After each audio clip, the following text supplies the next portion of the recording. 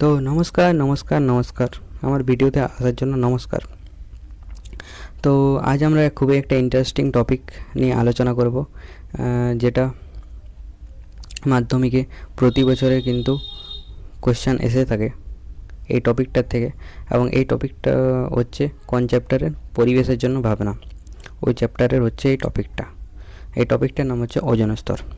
ঠিক আছে, তো চলো ওজোন স্তরটাকে ভালোভাবে পড়া যাক, ছবির মাধ্যমে বোঝা যাক এবং মজার সাথে পড়া যাক। ঠিক আছে, এবং প্রতিটি যে রাসায়নিক বিক্রিয়াগুলো আছে সেগুলো কিন্তু ডিসকাস করব, তারপরে এর প্রভাবগুলো ডিসকাস করব।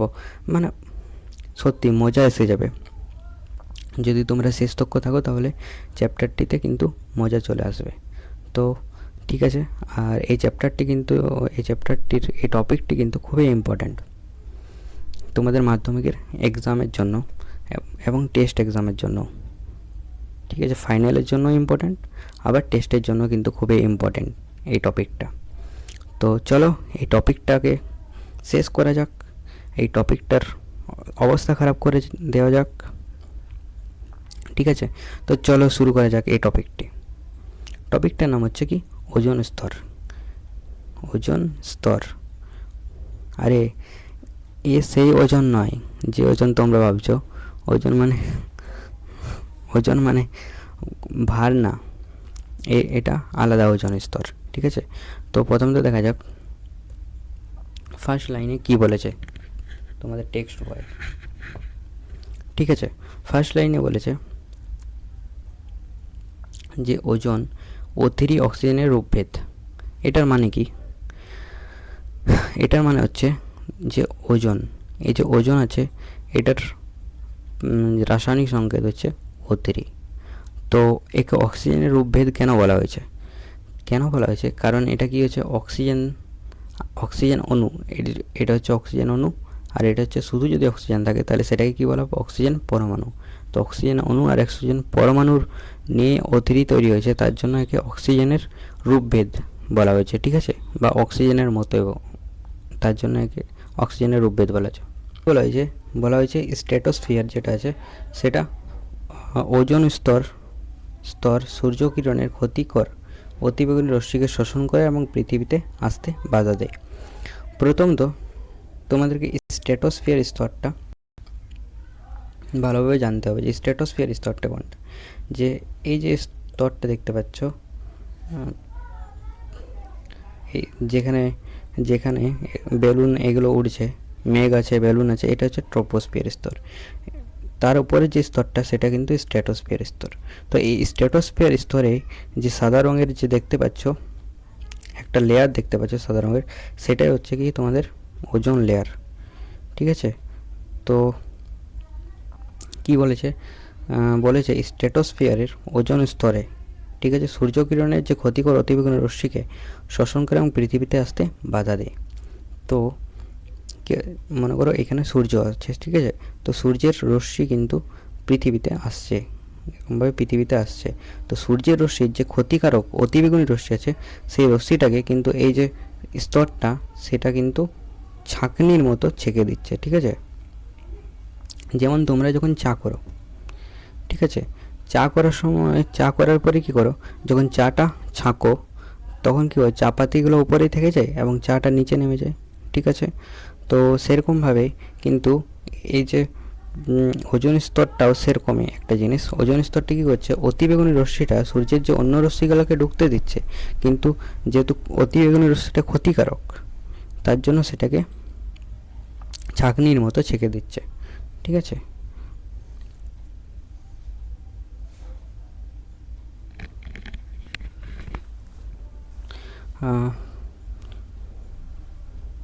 ফলে ফলে ফলে কী হচ্ছে? পৃথিবীতে বসবাসকারী যে জীবজগৎ এই ভয়ঙ্কর রশ্মির হাত থেকে রক্ষা পাচ্ছে। তাহলে ওজোন স্তরটা দেখতে পাচ্ছ কতটা ইম্পর্ট্যান্ট একটা স্তর, যেটা অতিবেগুনি রশ্মিকে আসতে দিচ্ছে না। অতিবেগুনি রশ্মি যদি পৃথিবীতে চলে আসে তাহলে কি হবে? ক্যান্সার হবে। এবং তোমরা তো জানোই ক্যান্সার কতটা ভয়ানক একটা রোগ, এবং এটা মানে সারাটাই অনেক পয়সা ব্যাপার, অনেক পয়সার ব্যাপার, বা পয়সা থাকলেও সারবে না এমন একটা রোগ হচ্ছে ক্যান্সার। ক্যান্সার একটা জঘন্য ফালতু রোগ, ঠিক আছে।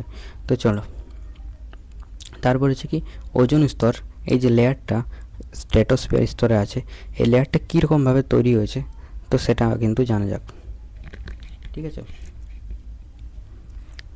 তো কি বলা হয়েছে দেখো,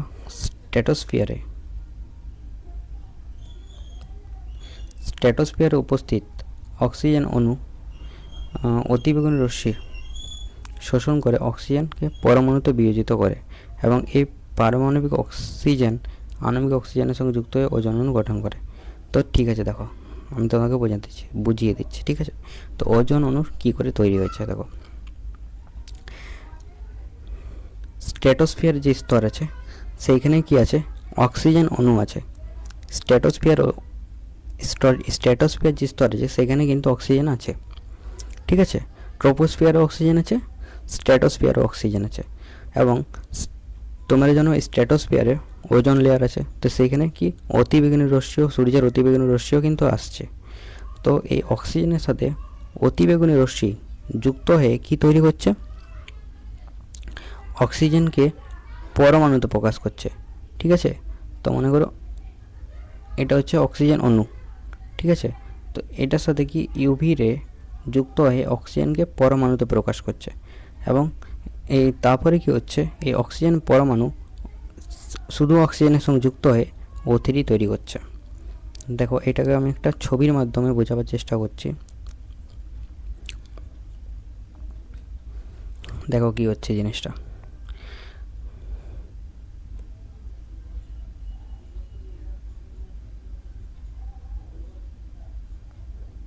এটা হচ্ছে কি অক্সিজেন অণু, অক্সিজেন অণুটা কি করছে, সূর্যের থেকে কি আসছে অতিবেগুনি রশ্মি, অতিবেগুনি রশ্মির সাথে অক্সিজেনটা মিশে যাচ্ছে, ঠিক আছে। এবং এটা রিঅ্যাকশন করে কি তৈরি করছে, অক্সিজেনকে পরমাণুতে প্রকাশ করছে, ঠিক আছে। অক্সিজেন যদি দুটো থাকে তাহলে সেটা অক্সিজেন অণু বলা হয়, অক্সিজেন যদি একটা থাকে তাহলে সেটা অক্সিজেন পরমাণু বলা হয়, ঠিক আছে। তো অক্সিজেনের সাথে ইউভি রশ্মি যুক্ত হয়ে কি অক্সিজেনকে পরমাণুতে প্রকাশ করছে, ঠিক আছে।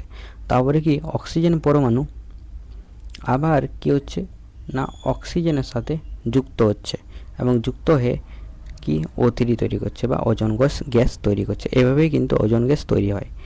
তারপরে কি ওজোন গ্যাস থেকে অক্সিজেন কীভাবে তৈরি হবে, তো উল্টা প্রসেস, যে O3টা কী হচ্ছে, ভেঙে যাচ্ছে, ভেঙে কি তৈরি হচ্ছে, অক্সিজেন পরমাণু প্লাস অক্সিজেন অণু। তারপরে কি হচ্ছে, তারপরে অক্সিজেন অণুর থেকে অক্সিজেন পরমাণু থেকে অক্সিজেন অণু তৈরি হচ্ছে। এরকম মানে উল্টা প্রসেসটা কিন্তু চলছে। তো এইভাবে কিন্তু অক্সিজেন অণুর উৎপাদন হয়। আর অক্সিজেন অণুর বিয়োজন কী করে হয়, দেখো এটার উল্টা দিকে চলে যাও, তাহলে অক্সিজেন অণুর বিয়োজন হয়ে যাবে, ঠিক আছে। তো আশা করি ব্যাপারটা তোমরা বুঝতে পেরেছ। কি বলছে দেখো, যে ওজোন স্তরে এই দুটির বিপরীত প্রক্রিয়া চলতে থাকবে, অর্থাৎ অক্সিজেন অণু তৈরি হচ্ছে, ওজোন অণু তৈরি হচ্ছে আর ওজোন অণুর বিয়োজন হচ্ছে। চক্রাকারে এই দুটো চলতেই থাকে এবং একটি গতিশীল সাম্য সৃষ্টি করে। এই সাম্য অবস্থার জন্য স্ট্র্যাটোস্ফিয়ার ওজোন গ্যাসের পরিমাণ স্থির থাকে, অর্থাৎ স্টেবল থাকে। অর্থাৎ ওজোন অণু দেখো যতটা পরিমাণে তৈরি হচ্ছে অতটা পরিমাণেই কিন্তু ওজোন অণুর বিয়োজন হচ্ছে, ঠিক আছে। যতটা তৈরি হচ্ছে ততটাই বিয়োজন হচ্ছে। তার কারণে কি হচ্ছে, যে ওজোন তৈরির যে ব্যাপারটা আছে সেটা কিন্তু সাম্য ব্যবস্থায় আছে বা স্টেবল আছে। যতটা তৈরি হচ্ছে ততটাই ধ্বংস হচ্ছে। তারপরে ওজোন স্তরের ঘনত্ব পরিমাপ করা হয় ডবসন ইউনিটে, ডবসন এককে বলতে বোঝায় STPতে 0.01 মিলিমিটার বেদ বিশিষ্ট ওজোন স্তর।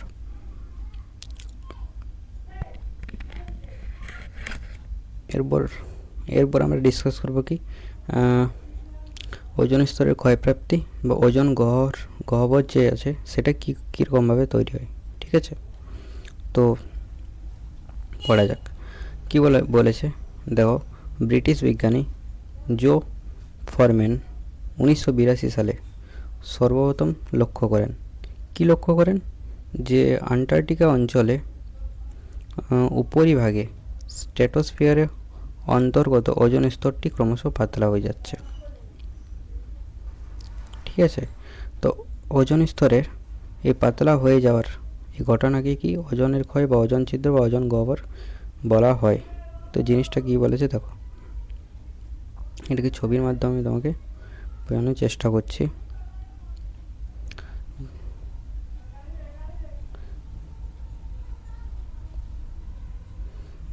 দেখো কি বলেছে, ব্রিটিশ বিজ্ঞানী জো ফারম্যান 1982 সালে কি বলেছে যে দেখো, এটা হচ্ছে আন্টার্কটিকা অঞ্চল।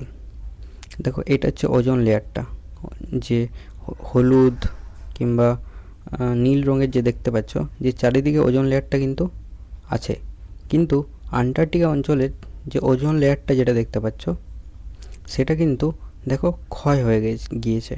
ঠিক আছে, ক্ষয় হয়ে গিয়েছে, যার ফলে একটা হোলের মতো সৃষ্টি হয়েছে, একটা হোলের মতো সৃষ্টি হয়েছে। এই যে হোলটা, এটাকে কি ওজোন হোল বা ওজোন গহ্বর বলা হয়। ঠিক আছে, তো সালটা একটু বিজ্ঞানীর নামটা মনে রাখবে, জো ফারম্যান। আর 1982 সালে লক্ষ্য করেছিলেন আন্টার্কটিকা অঞ্চলে উপরিভাগের স্ট্র্যাটোস্ফিয়ার অঞ্চলে ওজোন স্তরটা আছে ক্রমশ পাতলা হয়ে যাচ্ছে, এটাকে বলা হচ্ছে ওজোন স্তরের ক্ষয় বা ওজোন ছিদ্র বা ওজোন গহ্বর। এটা কিন্তু তোমাদের মাধ্যমিকে কোশ্চেন আসতে পারে। ঠিক আছে, বড় কোশ্চেন রূপে, যে ওজোন স্তরের ক্ষয় বা ওজোন গহ্বর কাকে বলে, এই কোশ্চেনটা আসতে পারে। ঠিক আছে, করবো সেটা হচ্ছে কি ওজোন স্তরটা আছে সেটা কীরকমভাবে ধ্বংস হয় বা সেটার ধ্বংসের কারণ কি, সেগুলো নিয়ে জানবো আমরা। তো চলো পড়া যাক এই ব্যাপারটি। আমরা জানি যে আমরা মানুষেরাই এই যে নেচারটা আছে এটাকে কিন্তু ধীরে ধীরে ধ্বংস করছি এবং নিজের বিপদ কিন্তু আমরা নিজেরাই ডেকে আনছি, এটা আমরা ভালোভাবেই জানি। তো চলো তাও দেখা যাক যে ওজোন স্তর ধ্বংসের কারণটা কি। ওজোন স্তর ধ্বংসের জন্য দায়ী প্রধান যৌগগুলো কি কি। প্রথম তো ক্লোরোফ্লোরো কার্বন না দিয়ে এখানে মানুষ দিতে পারতো। ঠিক আছে, তো চলো দেখা যাক। তো কি বলেছে ফার্স্ট, ক্লোরোফ্লোরো কার্বন সমূহ অর্থাৎ সিএফসি। সিএফসির পুরো নাম কি? সিএফসির পুরো নাম হচ্ছে ক্লোরোফ্লোরো কার্বন। তারপরে কি নাইট্রোজেনের বিভিন্ন অক্সাইড অর্থাৎ নাইট্রিক অক্সাইড কিংবা অ্যানো। নাইট্রোজেনের বিভিন্ন অক্সাইড বলতে NO2, NO, এগুলো হচ্ছে নাইট্রোজেনের বিভিন্ন অক্সাইড। এগুলো কিন্তু ওজোন স্তর যে ধ্বংসের কারণ। ঠিক আছে, প্রধানত নাইট্রিক অক্সাইডের সংকেত হচ্ছে NO, এটা সংকেত NO। ঠিক আছে, তারপরে একদম সিএফসি সমূহ অর্থাৎ যেগুলোর থেকে প্রচুর পরিমাণে সিএফসি বের হয় সেগুলো কি কি। ঠিক আছে, দেখো ফার্স্ট হচ্ছে রেফ্রিজারেটর বা বাতানুকূল যন্ত্র। রেফ্রিজারেটর মানে যে ফ্রিজ, আমরা মানুষেরা প্রচুর ব্যবহার করছি এবং মানুষেরা কি আমিও ব্যবহার করছি, সবাই ব্যবহার করছে ফ্রিজ, এবং ফ্রিজ থেকে প্রচুর সিএফসি কিন্তু গ্যাস বের হয়। তারপরে কি বাতানুকূল যন্ত্র বলতে এসি।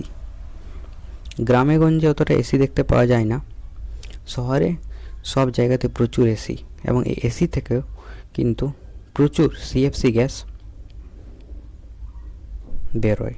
ঠিক আছে, যেটা ওজোন স্তরকে দিনের পর দিন কিন্তু ক্ষয় করেই চলেছে। তারপর যে কি অ্যারোসল স্প্রেতে চালক রূপে। দেখো অ্যারোসল স্প্রেটা কোনটা,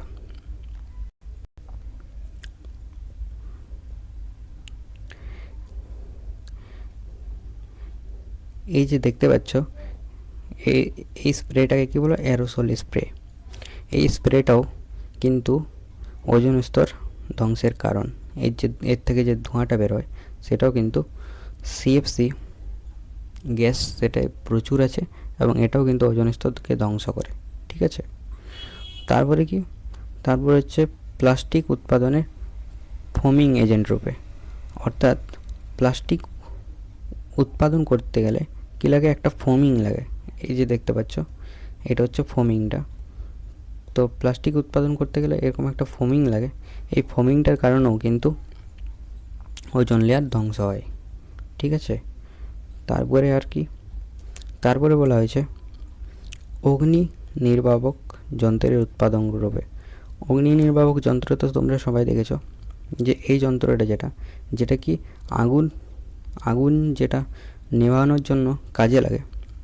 এই যন্ত্রটাও কিন্তু ওজোন লেয়ার ধ্বংসের একটা কারণ। এটার থেকেও প্রচুর সিএফসি কিন্তু বের হয়। ঠিক আছে, তারপরে কি ইলেকট্রনিক যন্ত্রের পরিষ্কার রূপে। অর্থাৎ কী হয়, দেখো যে ইলেকট্রিক যন্ত্রগুলো যেগুলো আছে, পুরানো ইলেকট্রিক যন্ত্র যেগুলো আমরা বাইরে ফেলে দিই কিংবা কোনোখানে ফেলে দিই, তো সেই যন্ত্রগুলোর থেকেও কিন্তু সিএফসি গ্যাস বের হয়, এবং যেটা ওজোন স্তরকে দিনের পর দিন কিন্তু ক্ষয় করেই চলেছে। তারপরে কি ওজোন স্তরকে দিনের পর দিন ক্ষয় করছে। ঠিক আছে, তারপরে কি বলেছে দেখো, সিএফসি যেটা হচ্ছে সেটা কিন্তু নিষ্ক্রিয় বা অদাহ্য। মানে সিএফসি গ্যাস এমন একটা হারামি গ্যাস যেটা এখন না জ্বালানো যায় না নিষ্ক্রিয় সেটা। ঠিক আছে, মানে এটাকে দাহ্যও করা যায় না, যে ঠিক আছে, মানে পুড়িয়েও যে শেষ করে দেবো সেটারও কোনো অপশান নেই। ঠিক আছে, তারপরে কি হয়, এই সিএফসি গ্যাসটা কি হয়, দীর্ঘ সময়ের ব্যবধানে স্ট্র্যাটোস্ফিয়ার স্তরে পৌঁছায়। ঠিক আছে, এবং ওজোন স্তরকে ধ্বংসের অনুঘটকের কাজ করে। মানে সিএফসি গ্যাসটা কী করে, স্ট্র্যাটোস্ফিয়ারে পৌঁছায় এবং স্ট্র্যাটোস্ফিয়ারে থাকে ওজোন স্তর। তো ওজোন স্তরে অনুঘটকের কাজ করে, মানে কি করে না, ওজোন স্তরকে ভাঙতে সাহায্য করে, মানে রিয়াকশানটাকে স্পিড করে দেয় যাতে ওজোন স্তরটা আরও বেশি ভাঙে। ঠিক আছে,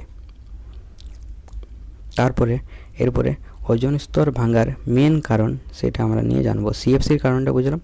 এরপর হচ্ছে কি অতিবেগুনি রশ্মি আঘাতে সিএফসি বিভাজিত হয়ে সিএল পরমাণুতে উৎপন্ন করে ওজনকে অক্সিজেনে পরিণত করে। ঠিক আছে, মানে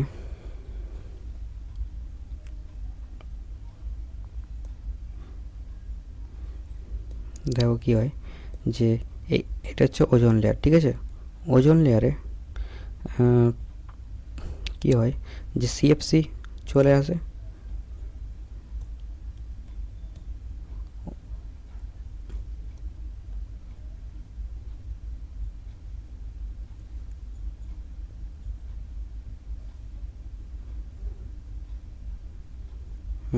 তো এটা মনে করো ওজোন লেয়ার। ঠিক আছে, তো ওজোন লেয়ারে কী আছে না, সিএফসি চলে আসে। ঠিক আছে, এবং সিএফসির সাথে সূর্যের স্ট্র্যাটোস্ফিয়ার স্তরে তো অতিবেগুনি রশ্মি আসছে। ঠিক আছে, সেই অতিবেগুনি রশ্মির সাথে রিয়াকশান করে কি তৈরি করে, ক্লোরিন তৈরি করে।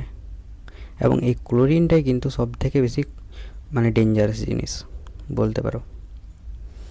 তো কি হয়, ক্লোরিন পরমাণু উৎপন্ন করে এবং ওজনকে অক্সিজেনে পরিণত, অর্থাৎ এই ক্লোরিনটা কি হয়, ওজনের সাথে রিয়াকশান করে এটাকে অক্সিজেনে, মানে সিএলও আর অক্সিজেনে তৈরি করে দেয়। ঠিক আছে, এবং এটার উল্টা দিকলেও প্রসেসটা চলতেই থাকে, মানে বিয়োজনও চলতে থাকে এবং তৈরিও হতে থাকে। ঠিক আছে,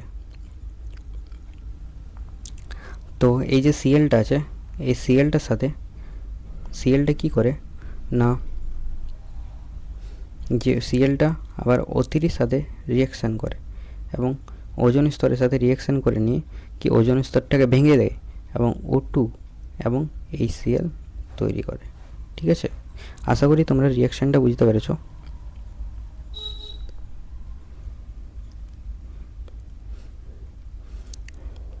এখানে ওইটাই বলা হয়েছে যে সিএফসি দেখো যে ওজোন লেয়ারের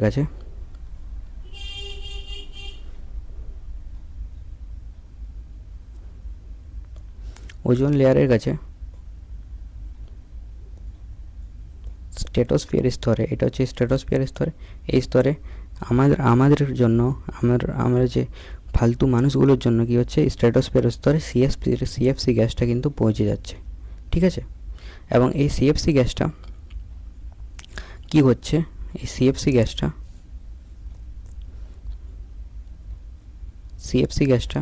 সাথে যেহেতু স্ট্র্যাটোস্ফিয়ার স্তরে অতিবেগুনি রশ্মিটা আসছে এবং সিএফসি গ্যাসটা অতিবেগুনি রশ্মির সাথে মিলিত হয়ে কি ক্লোরিন তৈরি করছে, ঠিক আছে, ক্লোরিন তৈরি করছে।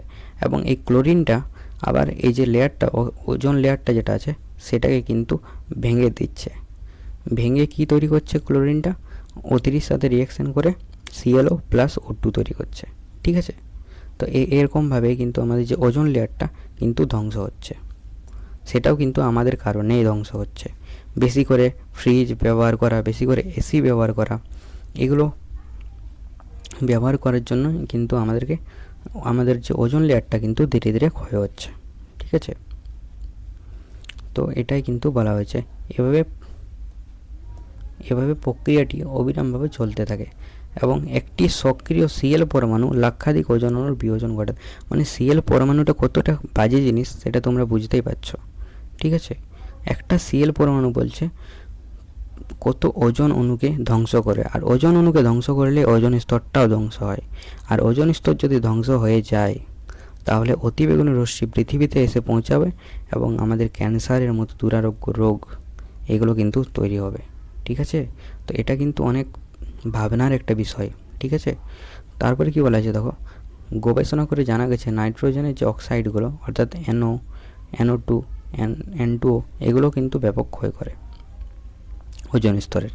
তারপর কি বলা আছে, স্ট্র্যাটোস্ফিয়ারের বায়ুর ঘনত্ব কম থাকায় জেট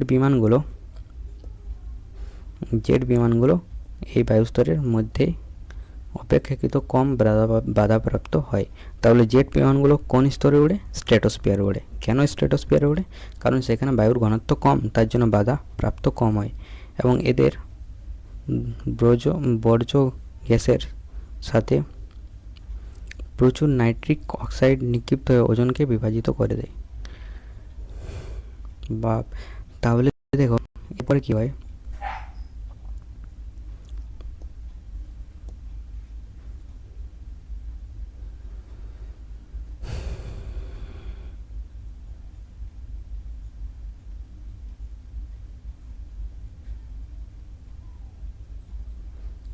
যেটা তোমাদেরকে বোঝাবো, যে দেখো কী হয়, যে এই স্ট্র্যাটোস্ফিয়ার স্তরে কিন্তু এই যে বিমান এগুলো কিন্তু উড়ে, ঠিক আছে। এবং এই বিমানগুলোর থেকে কী বেরোয়, এই বিমানগুলোর থেকে ক্ষতিকারক অ্যানোই তো হ্যাঁ অ্যানো বা যেটাকে বলা হবে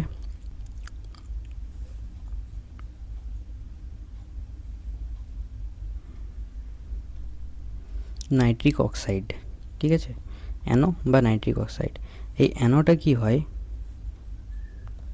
এতটা ডেঞ্জারাস, এই অ্যানোটা ওজোন O3 যে ওজোন লেয়ারটা আছে সেটার সঙ্গে রিয়াকশান করে যায় এবং রিয়াকশান করে ওজোন লেয়ারটাকে ভেঙে দেয়, ঠিক আছে। এটা থেকে কী তৈরি হয়, এটার থেকে তৈরি হয় NO2 আর O2, NO2 আর তো বুঝতে পারলে যে এই যে বিমান এগুলো কোথায় চলে, স্ট্র্যাটোস্ফিয়ার স্তরে। তার ফলে কি হয়, স্ট্র্যাটোস্ফিয়ার স্তরে এই বিমান থেকে কি বেরোয়, ধোঁয়া, ঠিক আছে। ধোঁয়াতে কি থাকে, অ্যানো, এবং এই অ্যানো কি হয়, স্ট্র্যাটোস্ফিয়ার স্তরে যে ওজোন লেয়ার থাকে সেই ওজোন লেয়ার সঙ্গে বিক্রিয়া করে যায় এবং বিক্রিয়া করার ফলে যে ওজোন লেয়ারটা আছে সেটাকে কিন্তু ধ্বংস করে দেয়। তো বিমান চলার কারণেও কিন্তু ওজোন লেয়ারটা কিন্তু ধ্বংস হয়ে যায়, ঠিক আছে। এটাই হচ্ছে এর রিয়াকশানটা, দেখো এটা হচ্ছে রিয়াকশানটি কী বলা হয়েছে, দেখো যে অ্যানো কোথার থেকে ওই বিমানটার ধোঁয়া থেকে অ্যানো তৈরি হয় যেটা স্ট্র্যাটোস্ফিয়ার স্তরে যায় এবং এটা কি হয়, O3 সাথে রিয়াকশান করে দেয়, মানে ওজোন স্তরের সঙ্গে রিয়াকশান করে NO2O2 তৈরি করে, অর্থাৎ ওজোন স্তরটা বিয়োজন ঘটিয়ে দেয় বা ওজোন স্তরটা, এটা দেখতে পাচ্ছ ওজোন স্তর, সেটা দেখো এখন ক্ষয় হয়ে গেছে, ঠিক আছে। তো ওজোন স্তরে বিভাজন ঘটিয়ে দেয়। ওজোন স্তর দিনের পর দিন ক্ষয় হচ্ছিল বলে একটা কমিটি কিন্তু বসেছিল, ঠিক আছে, যেটাতে ডিসাইড করা হয়েছিল যে সিএফসি বা এগুলোর যে পরিমাণটা, ব্যবহারের পরিমাণটা কমিয়ে দেওয়ার। তো চলো সেই যে চুক্তিটা হয়েছিল সেটা নিয়ে জানবো, কি প্রোটোকল হয়েছিল যাতে সিএফসি এগুলোর ব্যবহার কমানো যায়, ঠিক আছে।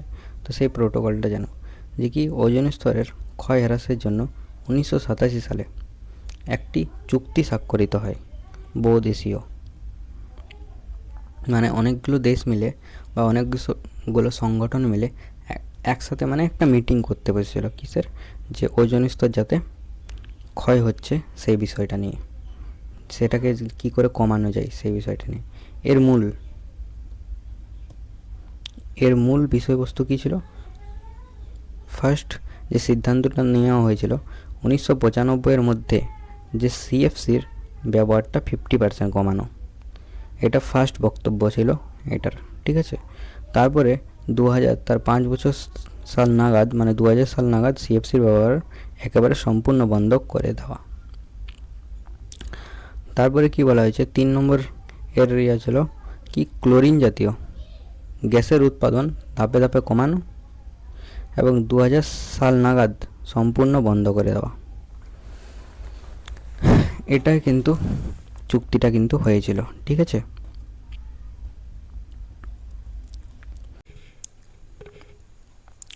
তো এরপর আমরা পড়ব যে ওজোন স্তর ধ্বংসের কি কি ক্ষতিকর প্রভাব মানুষের উপর কিংবা উদ্ভিদের উপর, বায়ুমণ্ডলের উপর কিংবা জলবায়ুর উপর কি কি প্রভাব পড়বে ওজোন স্তর ধ্বংস হলে। তো সেটা চলো ডিসকাস করা যাক। তো ফার্স্ট যেটা আমরা দেখব,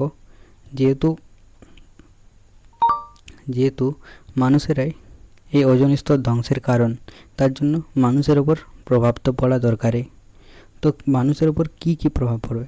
প্রথমত কি, চামড়ায় ক্যান্সার বা মেলানোমা হতে পারে, অর্থাৎ চামড়ায় এই যে ক্ষতিকারক রশ্মি, অতিবেগুনি রশ্মিটা যদি ওজোন স্তর ভেদ করে আমাদের শরীরে লাগে, তাহলে কি চামড়ায় ক্যান্সারের মতো দুরারোগ্য রোগ কিন্তু হতে পারে। তারপরে এই যে রশ্মিটা, অতিবেগুনি রশ্মিটা যদি আমাদের চোখে পড়ে তাহলে কী হবে, চোখে ছানি পড়তে পারে, ঠিক আছে। তারপরে চামড়ার যে রং আছে সেটা পুড়ে তামাটে হয়ে যেতে পারে, চামড়ার যে রং আছে সেটা তামাটে হয়ে যেতে পারে। তারপরে কি, প্রজনন ক্ষমতা কমতে পারে, অর্থাৎ বংশবিস্তার করার ক্ষমতা কিন্তু ধীরে ধীরে হ্রাস পাবে এই রশ্মির কারণে, এবং রোগ প্রতিরোধ ক্ষমতা কমে যেতে পারে, অর্থাৎ আমাদের একটুকুতেই রোগ হয়ে যেতে পারে বা আমাদের যে রোগ প্রতিরোধ ক্ষমতা কমতে পারে। তো এটা হচ্ছে মানুষের উপর প্রভাব। তো মানুষের উপর কি কি প্রভাব পড়ছে? প্রথমত কি, ক্যান্সার হতে পারে, তারপর কি চোখে ছানি পড়তে পারে, চামড়ার পুড়ে রং তামাটে হয়ে যেতে পারে, প্রজনন ক্ষমতা, রোগ প্রতিরোধ ক্ষমতা একেবারে হ্রাস পেতে পারে। এটা হচ্ছে মানুষের উপর প্রভাব, ঠিক আছে। এরপরে কি, উদ্ভিদের উপর প্রভাব। উদ্ভিদের সালোক সংশ্লেষ প্রক্রিয়া ব্যাহত হয়ে ফলে শস্য উৎপাদন কমে যাবে, অর্থাৎ কি, সালোক সংশ্লেষ প্রক্রিয়াটি কি, সালোক সংশ্লেষ প্রক্রিয়ার মাধ্যমে উদ্ভিদ যেগুলো থাকে তারা খাবার তৈরি করে, ঠিক আছে। তো এই সালোক সংশ্লেষ প্রক্রিয়াটাই যদি ব্যাহত হয় তো উদ্ভিদরা খাবার তৈরি করতে পারবে না, যার ফলে শস্যের উৎপাদন কিন্তু কমে যাবে, ঠিক আছে। তারপরে কি, পাতা যে সবুজ রং আছে সেটা বিবর্ণ হয়ে যাবে। তারপরে বীজের অঙ্কুরোদ্গম প্রক্রিয়া বিঘ্নিত হবে, অর্থাৎ বীজ থেকে যে উদ্ভিদ তৈরি হয় সেটা কিন্তু আর হবে না, তো সেটা নষ্ট হয়ে যাবে, ঠিক আছে। তারপরে বায়ুমণ্ডলের উপর কি প্রভাব দেখো, সমুদ্রে ফাইটোপ্ল্যাঙ্কটন সালোক সংশ্লেষ প্রক্রিয়া লক্ষণীয়ভাবে কমে যাবে, ফলে যেসব সামুদ্রিক মাছ প্রাণী ফাইটোপ্ল্যাঙ্কটনকে জীবন ধারণ করে তাদের বিনাশ করবে, অর্থাৎ ফাইটোপ্ল্যাঙ্কটন যেটা থাকবে তার সালোক সংশ্লেষ প্রক্রিয়া কমে যাবে, ফলে ফাইটোপ্ল্যাঙ্কটন যে উদ্ভিদে থাকবে সেটা বিলুপ্ত হবে এবং ওই উদ্ভিদ থেকে খেয়ে যে মাছ বা প্রাণীগুলো বেঁচে থাকলো তারাও কিন্তু বিলুপ্ত হবে। তো ফাইটোপ্ল্যাঙ্কটনটা কী জিনিস দেখি, এটা হচ্ছে কি, ফাইটোপ্ল্যাঙ্কটন উদ্ভিদটা, ঠিক আছে। তো যদি এই রশ্মিটা অর্থাৎ অতিবেগুনি রশ্মি এগুলোর উপর পড়ে, তাহলে কি হবে, এদের সালোক সংশ্লেষ প্রক্রিয়াটি ব্যাহত হবে এবং যার ফলে এদেরকে খেয়ে যেসব মাছ উদ্ভিদ বেঁচে থাকে তারা কিন্তু মারা যাবে। এতটাই কিন্তু খতরনাক এই অতিবেগুনি রশ্মি। তো ওজোন লেয়ার এই অতিবেগুনি রশ্মিটাকে কিন্তু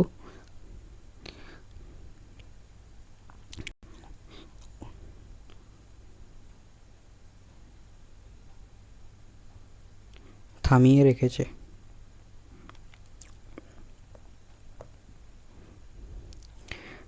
এটা হচ্ছে বায়ুমণ্ডলের উপর প্রভাব। তারপরে জলবায়ুর উপর প্রভাব। ঠিক আছে, জলবায়ুর উপর কী প্রভাব পড়তে পারে? ইউভি রশ্মি অর্থাৎ অতিবেগুনি রশ্মি যদি সরাসরি ভূপৃষ্ঠে পড়ে তাহলে কী হবে, উষ্ণতা বেড়ে যাবে। ঠিক আছে, উষ্ণতা তোমরা দেখছোই যে দিনের পর দিন উষ্ণতা কত বেড়ে চলেছে। যে আগের সময় কি ছিল, যে অতটা পরিমাণে ক্লাইমেট চেঞ্জ হতো না। এখন বোঝা যায় না যে কখন জল পড়ে কখন রোদ দেয়, কোনো বোঝা যায় না। অথচ এরকম হয় যে ধরো প্রচুর মানে বর্ষাকাল কিন্তু বর্ষা নেই। এটা কেন হচ্ছে? এটা বিশ্ব উষ্ণায়নের কারণে হচ্ছে। অতিবেগুনি রশ্মি পৃথিবীতে আসার ফলে হচ্ছে, ওজোন লেয়ার ধ্বংসের কারণে এটা হচ্ছে। ঠিক আছে, এবং দিনের দিন কিন্তু উষ্ণতা বাড়তেই থাকবে এবং এমন একদিন আসবে যেখানে টেম্পারেচার বেড়ে বেড়ে এত বেশি হয়ে যাবে যে মানুষ আর থাকতেই পারবে না। ঠিক আছে, তারপরে জলাশয়ের জল দ্রুত বাষ্পীভূত হয়ে জলবায়ুর পরিবর্তন ঘটবে। বলছে তো জলবায়ু বা ক্লাইমেট কিন্তু ধীরে ধীরে কিন্তু চেঞ্জ হচ্ছে। এখনই তোমরা দেখতে পাচ্ছ যে ক্লাইমেট কতটা চেঞ্জ হয়ে যাচ্ছে দিনের পর দিন, এবং আর 10 বছর পরে দেখতে পাবে ক্লাইমেট পুরোপুরি চেঞ্জ হয়ে যাবে। ঠিক আছে, এবং যে মানুষের রোগ সেটার পরিমাণটা বাড়বে, মানুষের রোগ প্রতিরোধ ক্ষমতা একেবারে কমে যাবে। এটা কিন্তু তোমরা দেখতে পাবে ধীরে ধীরে। ঠিক আছে, এবং এই সব কিছুর জন্য দায়ী এই মানুষেরা, আমরা মানুষেরা এই সব কিছুর জন্য। তোমাদেরকে পরিবেশের জন্য ভাবনা এই চ্যাপ্টারটির যে ওজোন স্তর বা ওজোন লেয়ার এই টপিকটি পড়ালাম। এরপরে বিগত বছরের মাধ্যমিকে যে কোশ্চেনগুলো এসেছে এই টপিকটির উপরে, সেই এই কোশ্চেনগুলো আমরা কিন্তু এবারে ডিসকাস করব। ঠিক আছে, দেখো তোমরা চেষ্টা করে যে তোমরা উত্তর দিতে পারছো কি না। সব কিছুই কিন্তু কভার হয়ে গেছে। দেখো ফার্স্টের কোশ্চেনটা কি? ফার্স্টের কোশ্চেনটা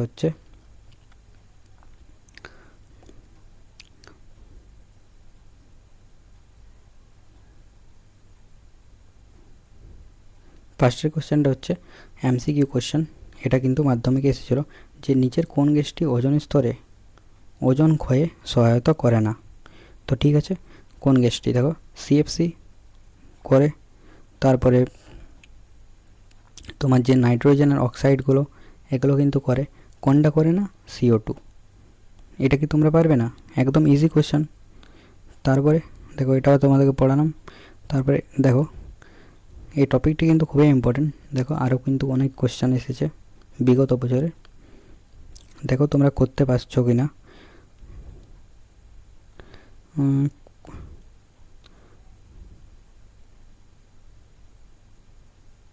দেখো এখানে কোশ্চেনটা যে ওজোন স্তর সূর্য থেকে আগত কোন রশ্মিকে ভূপৃষ্ঠে আপতনকে প্রতিহত করে? সেটা কি? অতিবেগুনি রশ্মি। ওজোন স্তর কাকে সূর্য থেকে আসতে দেয় না? সেটা কি? ওজোন স্তর, সেটা হচ্ছে অতিবেগুনি রশ্মি। এটা কি তোমরা পারবে না?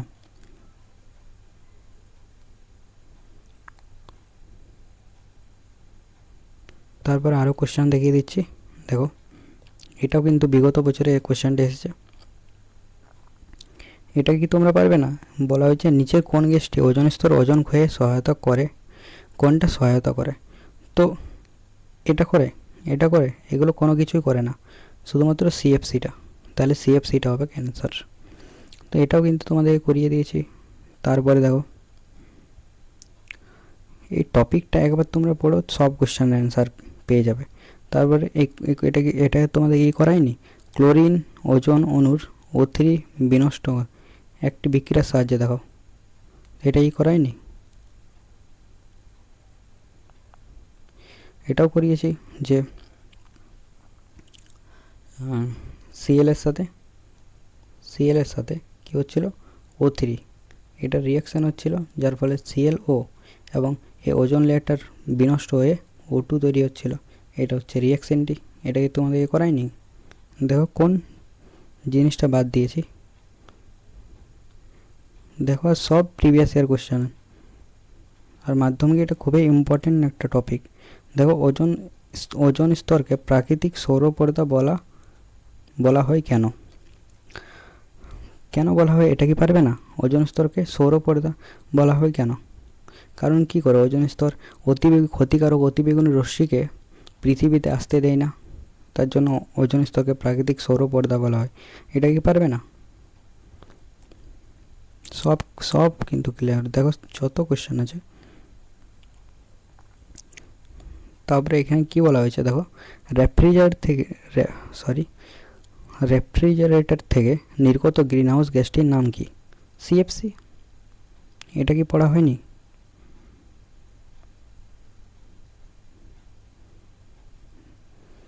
তোমরা নিজেরাই অ্যান্সার দিতে পারবে, ঠিক আছে? দেখো তারপরে হচ্ছে এখানে দেখো, ওজন স্তরের গাঢ়ত্ব কোন এককে প্রকাশ করা হয়? সেটা কি ডবসন একক? পড়ায়নি?